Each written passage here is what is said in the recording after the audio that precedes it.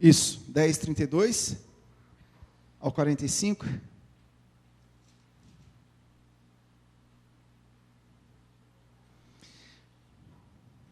A terceira vez Jesus prediz, Jesus fala do que iria acontecer com ele. Nós vimos já duas vezes. Por duas vezes que o Senhor diz o caminho da cruz, o que iria acontecer com ele, houveram reações dos discípulos. E nós tratamos como lições, implicações práticas, essas reações dos discípulos. Quando o Senhor Jesus anuncia a primeira vez que ele iria para o matadouro, a segunda vez, houveram reações. Quando o Senhor Jesus explica a missão para os discípulos, quando o Senhor Jesus explica o porquê que ele veio, porque aqui há uma expectativa temporal. Israel estava debaixo do governo romano, então todas as vezes que Jesus explicava a missão dele, gerava um terror e pânico na vida dos discípulos, porque os discípulos, eles ainda tinham uma visão do reino de Deus, do ponto de vista do que Jesus poderia fazer, ou seja, tomar o domínio de Roma. Até os discípulos entenderem qual era a missão de Jesus, eles levaram umas bordoadas. Muitos demoram a entender a missão de Jesus Cristo, outros demoram mais. A gente tem que ter paciência, né? A gente aprendeu semana passada que nós precisamos ter paciência, ter humildade. São duas lições que nós aprendemos semana passada. A paciência que nós devemos ter, humildade e sacrifício em prol de Deus e em prol do próximo. São três lições básicas que nós aprendemos semana passada. E hoje nós temos mais algumas coisas para aprender desse texto. Como esse texto não envolve 3 capítulos, 2 capítulos, eu vou fazer uma leitura. Diz assim: estavam de caminho subindo para Jerusalém, e Jesus ia adiante dos seus discípulos. Estes se admiravam e o seguiam tomados de apreensões. Por que os discípulos estavam apreensivos? Porque eles estavam descobrindo que a missão de Jesus não era tomar Roma. Eles estavam caindo na real. Rapaz, o negócio vai pegar. Esse Jesus aí, a gente pensou que ele iria estabelecer um reino aqui para nós, e ele está avisando que é outra coisa, ele está avisando que é sofrimento que lá vem. Isso gera apreensão, né? Falar de discipulado, falar de sofrer por Cristo, gera muita apreensão, mas você nunca se esqueça de que o discipulado é sofrer por Cristo e com Cristo. E Jesus, tornando a levar à parte os 12, passou a revelar-lhes as coisas que deviam sobrevir, dizendo: eis que subimos para Jerusalém, e o Filho do Homem será entregue aos principais sacerdotes e aos escribas. Condená-lo-ão à morte, e o entregarão aos gentios. Hão de escarnecê-lo, cuspir nele, açoitá-lo e matá-lo. Mas depois de 3 dias ressuscitará. Você vê, a esperança diante do sofrimento sempre está presente na mensagem do Senhor, nas predições do Senhor. E o Senhor Jesus deixa bem claro que a maior esperança que os discípulos poderiam ter diante do sofrimento é a esperança da ressurreição. Palavras de Jesus. Então se aproximaram dele Tiago e João, filhos de Zebedeu, dizendo-lhe: mestre, queremos que nos conceda o que te vamos pedir. Se prepare, irmão, para o que os discípulos vão pedir. Jesus aqui já está há 3 jornadas tentando explicar para eles o que é o reino de Deus, o que é a missão, e olha só o que os caras vão pedir. Mestre, queremos que nos conceda o que te vamos pedir. E ele lhes perguntou: que quereis que vos faça? Respondeu-lhes: permite-nos que na tua glória nos assentemos um à tua direita e o outro à tua esquerda. Mas Jesus lhes disse: não sabeis o que pedis. Podeis vós beber do cálice que eu bebo ou receber o batismo que eu sou batizado? Disseram-lhe: podemos. Tornou-lhes Jesus: bebereis o cálice que eu bebo e recebereis o batismo com que sou batizado. Quanto, porém, ao assentar-se à minha direita ou à minha esquerda, ou seja, o que é que os discípulos estavam querendo aqui? Glória, poder, posição, majestade. Eles não estavam entendendo ainda a missão de Jesus Cristo. Eles não estavam entendendo ainda que o Senhor Jesus não veio tomar Roma. Jesus não veio saquear Roma. Mas assim, sabe aqueles caras cabeções? Quantos capítulos Jesus está tentando explicar a missão dele? E parece que o negócio não entra. Nós queremos estar um à direita, outro à esquerda. Acho que na mentalidade dos discípulos, Jesus iria tomar o governo, e com certeza um ia ser ministro da educação, outro da justiça. Mas Jesus, quanto porém ao sentar-se à minha direita ou à esquerda, não me compete concedê-lo, porque é para aqueles a quem está preparado. Ouvindo isto, indignaram-se os 10 contra Tiago e João. Mas Jesus, chamando-os para junto de si, disse-lhes: sabeis que os que são considerados governadores dos povos têm-nos sob seu domínio, e sobre eles os seus maiorais exercem autoridade. Mas entre vós não é assim. Pelo contrário, quem quiser tornar-se grande entre vós, será esse o que vos sirva. E quem quiser ser o primeiro entre vós, será servo de todos. Pois o Filho do Homem não veio para ser servido, mas para servir e dar sua vida em resgate por muitos. Aí Jesus, olha só, no versículo 32 ao versículo 34, Jesus explica a sua missão, que é uma missão de humilhação, de serviço, de se entregar. Do versículo 35 ao 45, os discípulos vêm com outra questão, não entendem que a missão de Jesus é servir e reivindicam do Senhor posições de poder. Você fala: rapaz, Israel está passando esse sofrimento todo, sendo humilhado por debaixo da autoridade de Roma. Senhor, eles pensavam que Jesus ia chegar em Israel montado naqueles cavalos romanos, tipo aqueles manga largas que existem hoje, né? E mal eles sabiam que Jesus ia entrar em Israel, em Jerusalém, montado num jumentinho, sem pompa. Algumas honrarias de pessoas que vieram da terra dele e o honraram, mas nenhuma honraria civil. Aí, depois que Jesus se depara de novo com a ganância dos discípulos, ele vai e volta para a história do cego. Aí Jesus volta para a história do cego no versículo 46. O Marcos volta para a história do cego. E foram para Jericó. Quando ele saía de Jericó, juntamente com os discípulos e numerosa multidão, Bartimeu, cego mendigo, filho de Timeu, estava sentado à beira do caminho. E ouvindo que era Jesus, o Nazareno, pôs-se a clamar: Jesus, filho de Davi, tende compaixão de mim. E muitos o repreendiam para que se calasse, mas ele cada vez gritava mais: filho de Davi, tem misericórdia de mim. Parou Jesus e disse: chamai-o.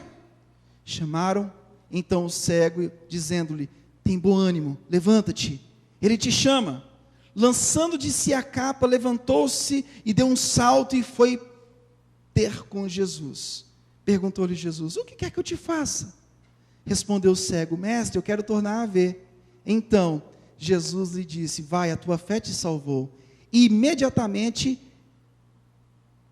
tornou a ver, e a palavra-chave aqui, e seguiu a Jesus. Então Marcos, ele entra nessa história do cego para contrastar a cegueira dos discípulos. A gente tem visto que nas 3 predições que Jesus fez da sua morte e ressurreição, os discípulos reagiram com espanto, como se dissesse assim: isso é o reino de Deus? Servir? O reino de Deus é se entregar? O reino de Deus é dar a vida em resgate? O reino de Deus é chegar lá em Jerusalém com uma ovelha muda rumo ao matadouro? Meu Deus, essa concepção de reino de Deus para mim não dá, Senhor. Jesus usa a história de um cego, essa cura de um cego aqui, pedagogicamente não está aqui à toa. Jesus não cura o cego por curar. Ele está curando o cego aqui, e o Marcos registra logo a cura do cego, para contrastar a cegueira dos discípulos. Qual era a cegueira dos discípulos? Jesus estava ensinando para eles a servidão, e os discípulos estavam querendo posição de poder. Aí Marcos vem com a história do cego. E o cego, depois que foi curado, imediatamente seguiu. Ou seja, a verdadeira cegueira espiritual, a verdadeira cegueira não é a cegueira física, mas é a cegueira espiritual. Hoje, na classe de novos membros, tinha a nossa irmã, né, um casal daqui da igreja, Ronaldo e Cristiane, e a Cristiane deu um testemunho muito, muito lindo hoje. Os dois, é um casal de cegos, e ela disse: pastor, o poder da graça na minha vida é tão forte que a minha cegueira física não me impede de ver Jesus Cristo. E é essa lição de cura que a gente tem que aprender. Curas e milagres no Novo Testamento ensinam algo muito maior do que a cura e o milagre propriamente dito. Ensina que há uma cegueira muito maior do que a cegueira física. Ensina que há uma ressurreição muito maior do que a ressurreição de a pessoa levantar do caixão, como foi o caso de Lázaro. E tudo isso coloca Jesus no centro. A gente não corre o risco de colocar Jesus na periferia de nada daquilo que nós costumamos fazer. Aquilo que nós costumamos fazer é colocar Jesus sempre na periferia da narrativa. E como a gente precisa ouvir sobre Jesus, porque nós somos tentados a fugir dele e a nos tornarmos autônomos, sempre temos essa fuga. A ideia central dessa terceira vez que Jesus prediz que vai morrer e vai ressuscitar, a ideia central é a dureza de coração dos discípulos, contrastada com a cura do servo e imediatamente a servidão daquele servo. Caminhando para Jerusalém, Jesus explica a sua missão. Ele diz pormenorizadamente que ele veio para servir e não para ser servido. Mas enquanto Jesus está se matando para explicar a sua missão, parece que a igreja faz isso a vida toda, né? A gente para de viver para explicar a missão de Jesus para vocês. E tem uns que compreendem mais rápido, mas assim, a gente tem que ter paciência e continuar. É por isso que o pastorado, ele não para, é até a volta de Jesus. Porque até a volta de Jesus, a gente tem que estar aqui explicando a missão de Jesus, tanto para mim quanto para vocês. Jesus indo em direção à missão de nos salvar, e os discípulos indo também, mas com motivações diferentes. Isso acontece muito. São duas motivações distintas caminhando juntas. Até o momento que isso se aparelha. Mas talvez no meio do caminho a pessoa sofra muito até chegar a entender tudo isso. Até chegar a entender. Bom, com isso nós temos que entender que a missão de Jesus vai muito além de tudo aquilo que a gente vê, tudo aquilo que a gente espera desse mundo.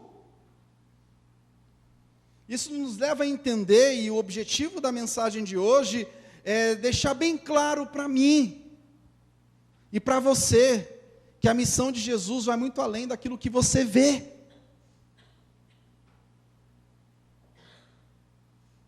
A época que esse evangelho foi escrito era uma época de matança, gente.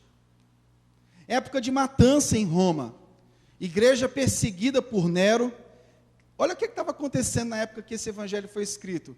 Cristãos queimados vivos.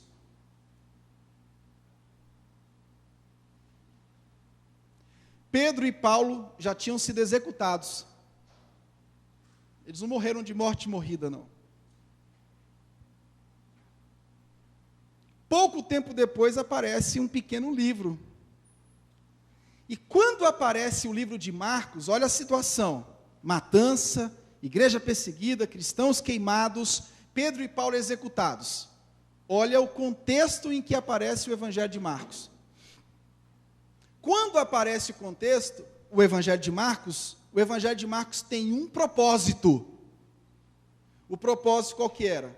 Talvez o propósito de alguém que está ligado nesse reino aqui, seja o seguinte: olha, vai acabar a matança, vai acabar o problema, vai acabar a dificuldade. Não, o propósito dele foi encorajar o povo a ser discípulo de Jesus.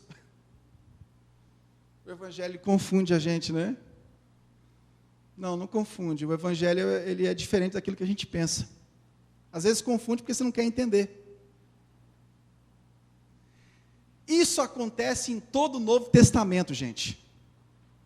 Quando o autor aos Hebreus escreve a carta aos Hebreus, o contexto era muito parecido: perseguição, sofrimento, os irmãos hebreus sofrendo perseguição pelos próprios irmãos judeus que não admitiam que eles tinham passado para crente, como diz lá no Nordeste. E o autor aos Hebreus fala o que para eles? O autor aos Hebreus admoesta-os 7 vezes durante toda a carta para permanecerem firmes no Senhor. 1 de Pedro, teologia da primeira carta de Pedro também, o sofrimento. Diante do sofrimento, o autor da carta de Pedro traz uma recomendação: santificação.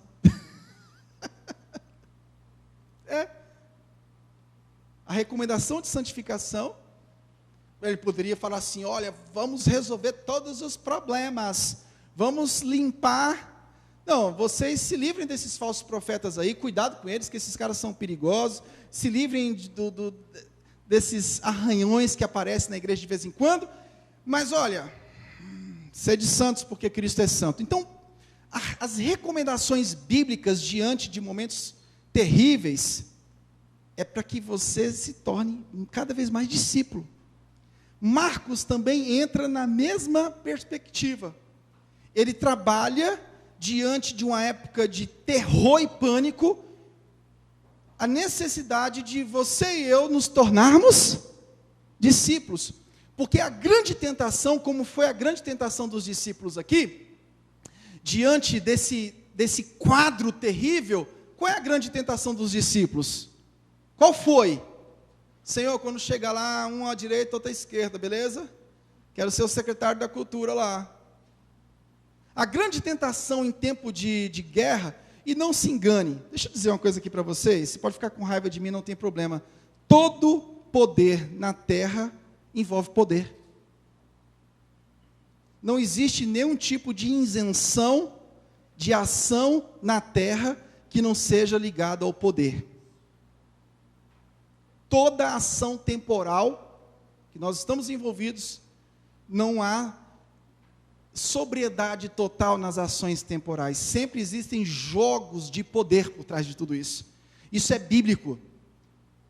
Se quiser ficar com raiva de mim, você fica, mas isso é bíblico, então não se apegue a isso. Como eu falei semana passada, exerça o que você tem que exercer, mas a recomendação bíblica para o povo de Deus é aprimorar mais o discipulado, apurar mais a vida de santificação. Por quê? Porque diante de todos os ataques, diante de tudo que pode vir, o povo de Deus tem um governo. O povo de Deus tem um Senhor. O povo de Deus tem um Senhor. O povo de Deus tem um governo justo. O povo de Deus não está solto, perdido. O Senhor Jesus disse: olha, eu vou estar com vocês.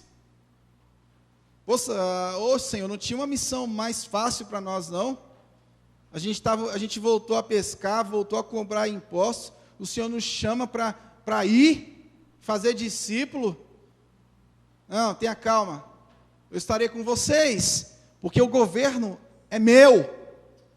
Então, a necessidade contemporânea é acalmar o teu coração. Calma. Calma. Quando Jesus voltar, o mundo acaba, tá ok? Quando Jesus voltar, tudo acaba.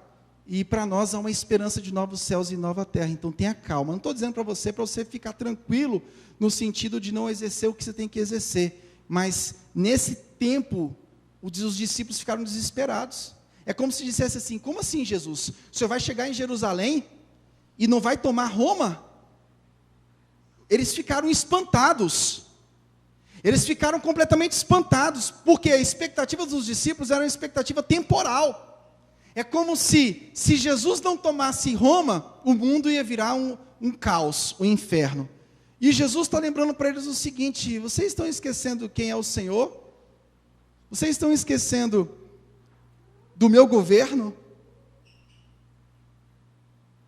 Mas parece que em época de lutas intensas, a gente tem a mania de esquecer do senhorio do Senhor, do cuidado dEle. As questões temporais são construídas com base no poder. Os discípulos estavam andando com Jesus, já tinham visto Jesus curar, já tinham visto Jesus fazer tudo que você imagina. Mas eles ainda, a base da vida deles ainda estava sendo construída com base no poder temporal. Meu irmão, Cristo precisa estar bem definido nas nossas vidas. Senão nós construiremos nossas bases assim como os discípulos no início. Os discípulos não compreenderam o reino de Deus, e o que aconteceu com eles nessas 3 narrativas? Fracassaram. Capítulo 8 ao capítulo 10 é uma história do fracasso dos discípulos, porque eles não compreenderam o reino de Deus. E muitas pessoas vão fracassar ao deixarem de compreender a missão e o reino de Jesus Cristo. Todas as vezes que você confiar em homens, em cavalos, em carros, em circunstâncias, você vai fracassar. O segredo da vida do cristão é confiar unicamente em Cristo.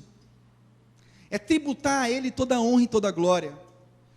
Tiago vai dizer, olha, uma fórmula muito interessante para a nossa disciplina: se Deus quiser, eu faço isso, eu faço aquilo. Quando eu digo se Deus permitir, eu estou dizendo que eu sou limitado, que eu não vou conseguir chegar a lugar nenhum, que eu dependo completamente dEle. É uma disciplina diária, por mais óbvio que esteja alguma coisa ao seu alcance, saiba que se você não colocar diante dele, você pode se frustrar. Essa era a necessidade dos discípulos e a necessidade de nós hoje, ter uma visão mais clara da missão do Senhor. O meu reino não é deste mundo, diz o Jesus. A necessidade dos discípulos é a mesma necessidade nossa diariamente. A gente limita o Senhor ao poder temporal. A gente acha que tudo vai se perder diante do poder temporal. E a gente esquece de onde está Cristo, no centro, governando todas as coisas. Governando todas as coisas. Então jogue as suas emoções, o seu emocionalismo aos pés da cruz. Martin Lloyd Jones, ele diz que há uma diferença muito grande entre emoção e emocionalismo. É impossível você não se emocionar, mas o emocionalismo é perigoso, porque o emocionalismo é construído com a ausência de fundamentos, de bases sólidas. E os discípulos estavam vivendo um tipo de emocionalismo. O emocionalismo deles estava no sentido de que Jesus vai fazer alguma coisa por nós aqui, e o nosso sofrimento vai acabar, e essa humilhação vai acabar. E Jesus diz, não, a humilhação vai aumentar, porque eu estou indo para a cruz. Só que depois da cruz tem a coroa. E depois da coroa nós vamos voltar de volta para a nossa casa.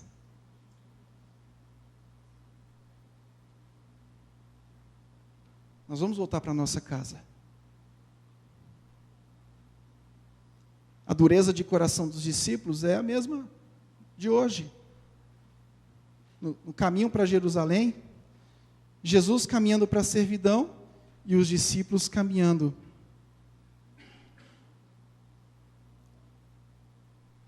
para o seu próprio centro, o centro da sua própria vida. É triste isso. Às vezes a gente se depara com pessoas que dão... eu estava comentando com a Gisele hoje. Você pode se esforçar no seu comércio, na sua vida profissional. Em todas as áreas da sua vida deve haver esforço. Eu não sou a favor do ócio, mesmo porque quem me conhece sabe que eu trabalho muito. Minha esposa sabe que eu não brinco em serviço nessas coisas. Eu trabalho muito nas frentes que Deus colocou para mim, para nós. A responsabilidade que Ele me deu, eu me entrego completamente. Agora, deixa eu te dizer uma coisa, tome muito cuidado com o esforço que você está fazendo em prol de coisas que exatamente não está glorificando ao Senhor. Às vezes você se esforça muito diante de algo que vai te proporcionar dinheiro, mas você se esforça tão pouco diante da servidão que você tem que ter em relação a Deus, em relação ao próximo. Como é difícil pessoas voluntárias para trabalhar na igreja. Essa carta, esse evangelho vai ensinar a servidão de Jesus Cristo, o sacrifício que Ele fez em relação a Deus e em relação a nós. Às vezes as pessoas se dedicam tanto aos seus próprios empreendimentos, mas se dedicam tão pouco para as coisas do reino de Deus. Fazem cara feia, e quando às vezes vão fazer alguma coisa no reino de Deus, fazem torcendo o nariz. Dá vontade de falar, não irmão, larga isso aí, deixa que eu faço no teu lugar. Faz de cara feia, faz retrucando. Ô meu irmão, vamos colocar a ordem correta das coisas.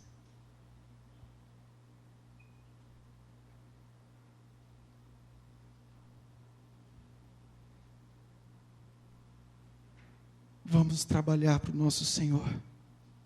Vamos servir a Deus e ao próximo. Servir a Deus e ao próximo são trabalhos subterrâneos. Os discípulos estavam querendo aqui fazer igual o Paulo Maluf, né? Eu construí vários viadutos em São Paulo, 350 viadutos em São Paulo. Sempre foi o discurso do Paulo Maluf. Coisas que todo mundo via. Aí quando chegava outro e fazia obra subterrânea, coitado, não fez nada, não participou de nada. Então essa é a história que a gente vai perceber também aqui nos discípulos. Jesus estava construindo obras subterrâneas na vida deles, estava construindo fundamentos mais sólidos, mas os discípulos queriam o quê? Quando chegar lá, eu quero a direita ou a esquerda. Porque o poder temporal faz isso. O que eu vou receber em troca de te acompanhar, Senhor? O que eu receberei em troca de acompanhar o Senhor? Basicamente é essa dinâmica dos discípulos. Nós vamos receber cargos, nós vamos receber poder, nós vamos receber o que em troca? Jesus disse: siga o exemplo do cego aí, ó. Me siga. Coitado do cego. Implorou. No final ele só fez uma coisa. Ele não ficou querendo disputar. Senhor, eu fui curado de uma cegueira aqui, mas Roma está aí, né? Roma está perseguindo a gente. Quando chegar lá em Jerusalém, você está indo para Jerusalém, né? Quando chegar lá em Jerusalém, como é que vai ser lá? Hein? O cego só fez o seguinte: Senhor, estou indo atrás de ti. Essa história aqui ensina para os discípulos. Os discípulos estavam colocando algumas coisas, alguns apontamentos para seguir. O cego disse: não, simplesmente seguiu. O cego seguiu. O cego simplesmente seguiu o nosso Senhor. Eu queria destacar algumas coisas. No versículo 32 ao versículo 34, os discípulos estão assustados, como resultado do que Jesus tinha dito sobre a dificuldade de entrar no reino de Deus. Aquele episódio lá do jovem rico, vocês lembram dele? Então, dessa forma, ninguém vai entrar no reino dos céus. Aí Pedro já disse: Senhor, larguei tudo, deixei tudo para te servir. E logo depois desse episódio, Jesus toma a liderança novamente e já fala mais uma coisa. Repete de novo que ele seria um sacrifício vivo, um sacrifício vicário. O Filho do Homem vai ser entregue. No versículo 35 ao 45 é o contraste. 32 ao 34, nós aprendemos a humilhação. No 33 ao 34, nós aprendemos a exaltação dos discípulos diante da missão. Missão é humilhação. Exaltação é na glória. E essa palavra exaltação não tem nada a ver com exaltação de ser exaltado aqui na terra. Ministério, não espere esse ministério não. Ministério é altos e baixos. Ministério, uma hora você está fazendo uma coisa legal, daqui a pouco Deus permite que você vá lá para a lona e tem que começar tudo de novo, e tem que cavar poço, e tem que correr atrás. Não tem glória nisso não. Você convive com ingratidão, você convive com uma série de coisas, e o que sustenta é o quê? A esperança. É a esperança.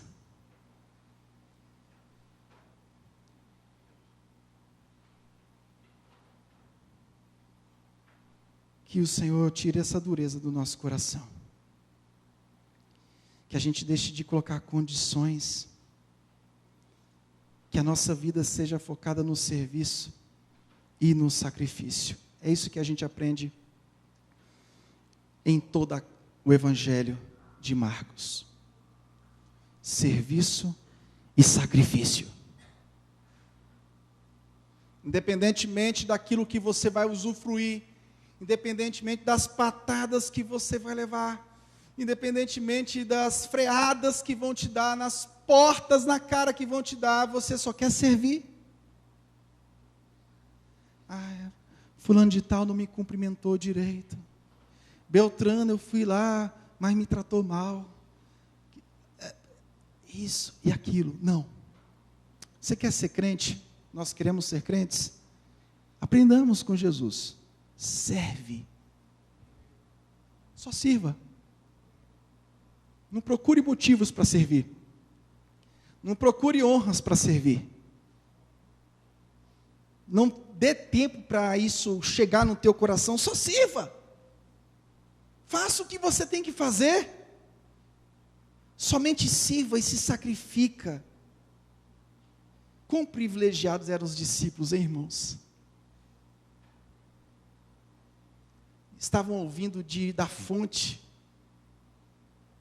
pessoalmente ouvindo ali, dia após dia, testemunhando os sinais do Senhor, sendo impactados com o testemunho de Jesus Cristo. Mas como eles eram cegos, como eles eram cegos. Depois da ressurreição, os olhos deles se abriram.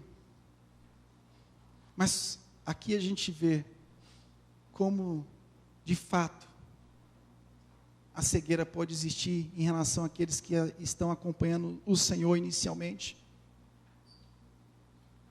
Aquele que é a luz do mundo era capaz de curar a cegueira física, mas aquela cegueira física simboliza algo muito mais profundo.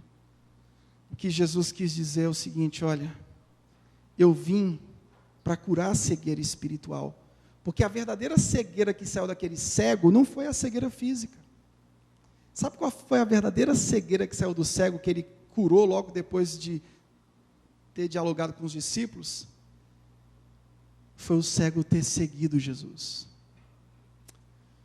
Eu estava pensando hoje, eu estava fazendo uma retrospectiva de tudo que aconteceu comigo esse ano.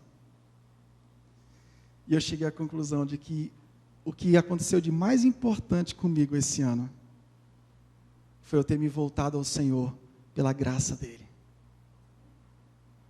Diante de uma perspectiva que você faz da sua vida, da sua jornada, você coloca, não, esse ano aconteceu isso, esse ano aconteceu aquilo outro.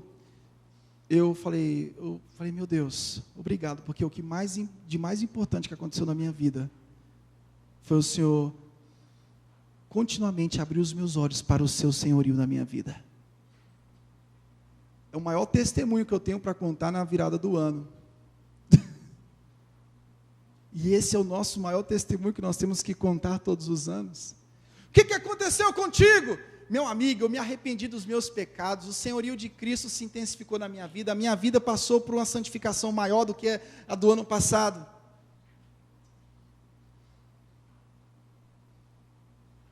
Porque através dos olhos abertos, dos olhos espirituais abertos, através da servidão a Cristo, toda a jornada fica leve. Os discípulos estavam carregando pedras, porque eles não entendiam o reino. E assim são muitos, que quando não compreendem o reino, parece que estão carregando pedras. Mas quando você compreende o reino, o alimento vivo que desceu do céu, o pão vivo, a água da fonte da vida, o princípio e o fim, aquele que era, que é e que há de vir, ele te alimenta de tal forma que você caminha como se não tivesse carregando nenhum tipo de peso. Você caminha como se a caminhada não tivesse difícil. Ela está difícil, mas seguir a Jesus faz com que você olhe para a caminhada e diga: Deus está no controle. E era isso que Jesus quis ensinar para os discípulos. Vocês estão preocupados com posições de honra? Faça como o cego, simplesmente me siga. O cego não estava nem preocupado com Roma, meu amigo, ele só estava preocupado com seguir Jesus. Simplesmente você me acompanhe, você me siga. Torna-te um meu seguidor. O fracasso dos discípulos é porque eles eram ignorantes acerca da missão do mestre. E assim será com muitos, vão fracassar. A motivação está errada. A promessa messiânica, em Isaías 35:5, é: os olhos dos cegos se abrirão. Mas como assim os olhos dos cegos se abrirão? A promessa do profeta não é simplesmente que os olhos dos cegos físicos se abrirão, mas é que o cego, pedagogicamente curado pelo Senhor, seguindo o Senhor, demonstraria que a cegueira espiritual estava sendo tirada pelo reino de Deus. E se ele não curar a cegueira física,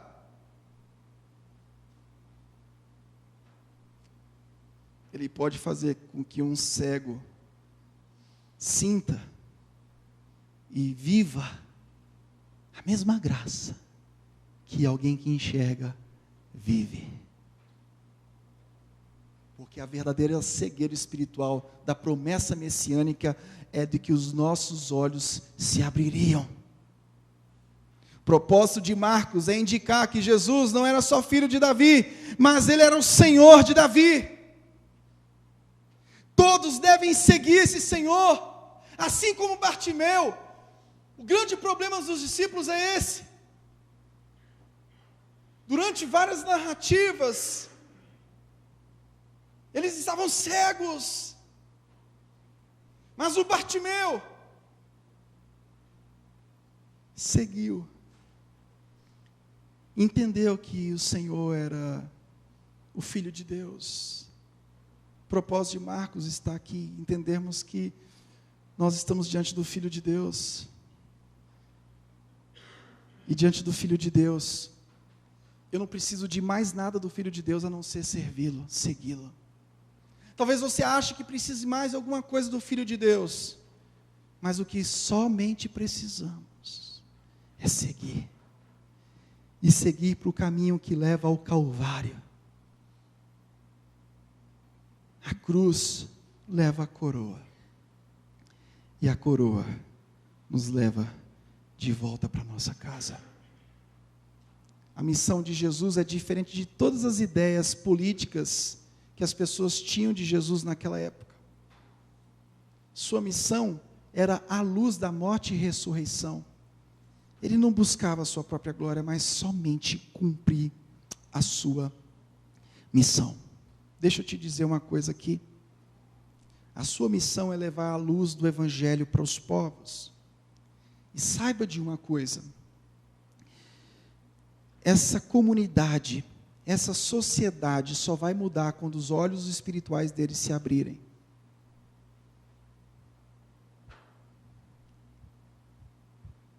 Saiba de uma coisa: enquanto uma pessoa não se entregar a Jesus Cristo como Senhor e Salvador da sua vida, não tem governo que vai mudar a vida dessa pessoa. Porque a natureza pecaminosa de um ser humano, a natureza pecaminosa de um ser, ela age de forma tão leviana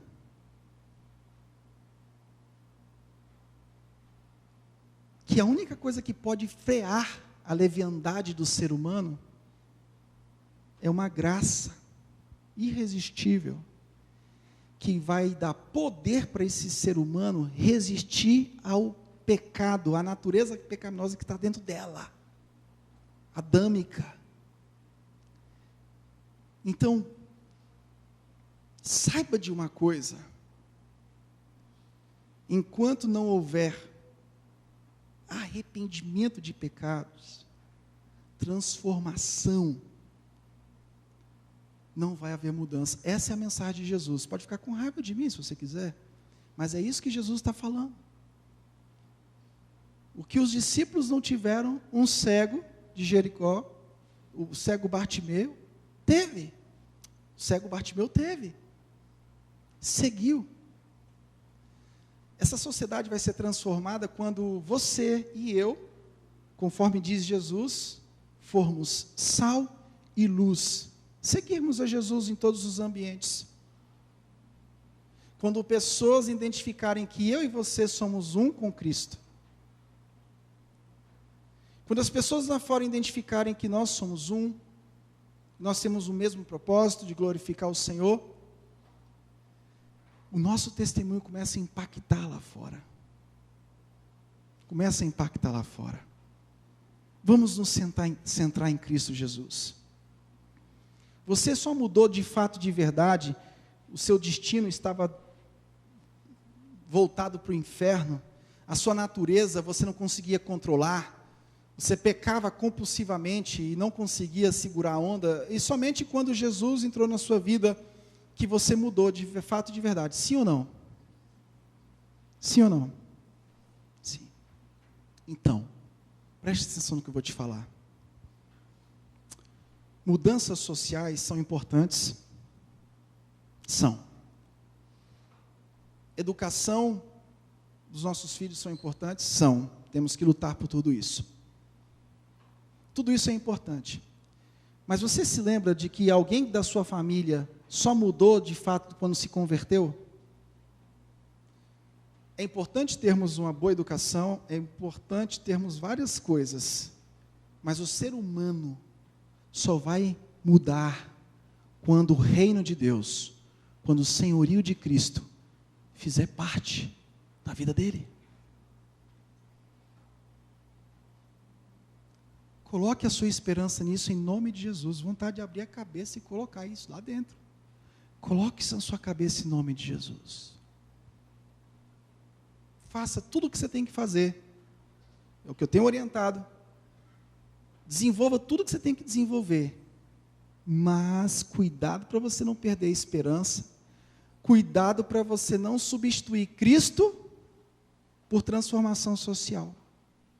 Sim, transformação social é importante, mas não coloque isso no lugar de Cristo. Cuidado para você não substituir fatores que estão em volta de todo um sistema por aquilo que só o Senhor pode fazer. Um casal só muda quando Cristo entra na vida e cada um se arrepende dos seus pecados. Está lá o pastor que faz gracinha para todo mundo rir, todo mundo fica aplaudindo. Coloca uma tanguinha apertadinha para seu casamento melhorar. Se vista de Mulher Maravilha para o teu casamento melhorar. Teu casamento só vai melhorar, o meu casamento só vai melhorar, o nosso casamento só vai melhorar quando nós nos arrependemos dos nossos pecados. O mundo pós-moderno está te dando vários paliativos. O mundo pós-moderno está querendo substituir Cristo por várias coisas. E você está caindo nisso, igual o patinho. Levanta a tua cabeça e olha para o Senhor. Ele é a nossa redenção. Ele é a nossa esperança. Nele eu confiarei. Nele eu esperarei. A Ele eu tributarei a honra. A Ele eu tributarei a glória. A Ele eu vou servir. A Ele eu vou confiar. Nele eu vou confiar. Eu vou confiar somente em Cristo. Porque Ele é a esperança. No seu trabalho, pare de ficar arrumando confusão e pregue ao Senhor Jesus Cristo. Na sua escola, pare de ficar sendo aquele crente confusento, briguento, xinguento. Existe essa palavra xinguento? Inventei agora aqui. E comece a pregar o Evangelho. Comece a pregar o Evangelho. Na tua família, para de ser aquela pessoa que chega e derruba tudo. Passe a pregar o Evangelho. Porque é Cristo que vai mudar o coração do homem. Somente Cristo. Essa é a mensagem. Me siga. Me siga. Vamos colocar isso em prática. Feche os seus olhos.